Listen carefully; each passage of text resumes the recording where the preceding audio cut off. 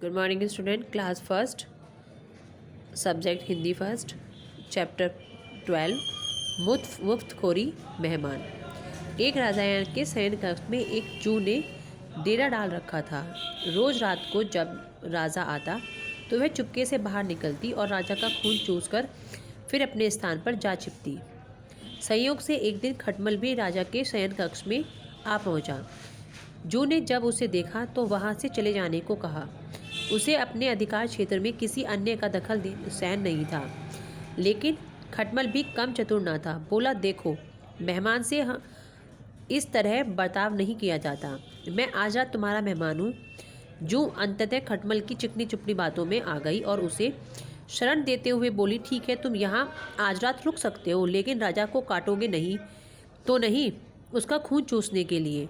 खटमल बोला, लेकिन मैं तुम्हारा मेहमान हूँ, मुझे कुछ तो दोगी खाने के लिए, और राजा के खून से बढ़िया भोजन क्या हो सकता है। ठीक है, जो बोली, तुम चुपचाप राजा का खून चूस लेना और उसे पीड़ा का आभास नहीं होना चाहिए। जैसा तुम कहोगी बिल्कुल वैसा ही होगा। कहकर खटमल शयन कक्ष में राजा के आने की प्रतीक्षा करने लगा। रात ढलने पर राजा वहां आया। उसे देखकर खटमल सब कुछ भूलकर राजा को काटने लगा और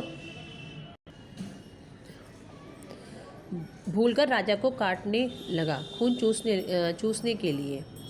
ऐसा स्वादिष्ट खून उसने पहली बार चखा था, इसलिए वह राजा को जोर जोर से काटकर उसका खून चूसने लगा। इससे राजा के शरीर में तेज खुजली होने लगी और उनकी नींद उचट गई। उसने क्रोध में भरकर अपने सेवकों से खटमल को ढूंढकर मारने को कहा। यह सुनकर चतुर खटमल तो पलंग के पाए के नीचे छिप गया, लेकिन चादर के कोने में पर बैठी जो राजा के सेवकों की नज़र में आ गई।